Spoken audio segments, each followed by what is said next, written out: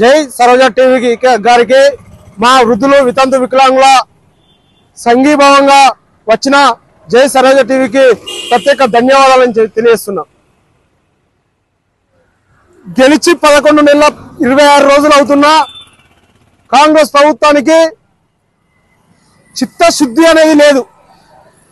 వృద్ధులు వితంతులు వికలాంగుల ఓట్లతో గెలిచి గద్దెనెక్కిన రేవంత్ రెడ్డి ఈ రోజు వృద్ధులు వితంతు వికలాంగుల మీద సౌతు తల్లి ప్రేమ ఉన్నది కానీ వేరే లేదని చెప్పుకుంటున్నా.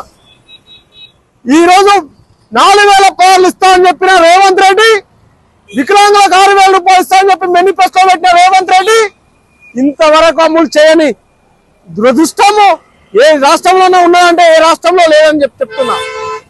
మరొకటి, తెలంగాణ ప్రభుత్వంలో తెలంగాణ రాష్ట్రంలో ఉమ్మడి ఆంధ్రప్రదేశ్ ఉన్నా కానీ తెలంగాణ ప్రభుత్వంలో హైదరాబాద్ లో 144 సెక్షన్ పెట్టిన చరిత్ర ఎవరికైనా ఉన్నదంటే అదొక కాంగ్రెస్ ప్రభుత్వానికే ఉన్నదని చెప్తున్నది.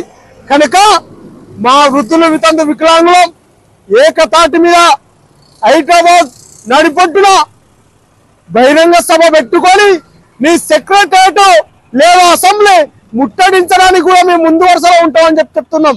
నువ్వు ఎన్ని లాఠీ చార్జీలు చేస్తావో చెయ్యి. మా వృద్ధుల మీద, మా వితంతుల మీద, మా వికలాంగుల మీద ఏ లాఠీ చార్జీ ప్రయోగం చేస్తావో నువ్వు చెయ్యి. నీకు దమ్ముంటే ఆపుకో అని చెప్తున్నాం. లేని 26వ తారీఖు లోపే 6000 రూపాయలు 4000 రూపాయలు వెంటనే వృద్ధులు వితంతు వికలాంగుల అకౌంట్ లో వేయాల్సిన బాధ్యత కాంగ్రెస్ ప్రభుత్వానికి ఉన్నది. కాంగ్రెస్ ప్రభుత్వానికి ఉన్నదని చెప్తున్నా. లేని వేళ నవంబర్ 26వ తారీఖున నీ అసెంబ్లీ ముట్టడి అవుతుందో సెక్రటరియట్ ముట్టడి అవుతుందో అని చెప్పి మేము తెలియజేస్తూ, నా పేరు బాబురాజు యాదవ్, వికలాంగుల హక్కుల సమితి జిల్లా అధ్యక్షుడిని, వరంగల్.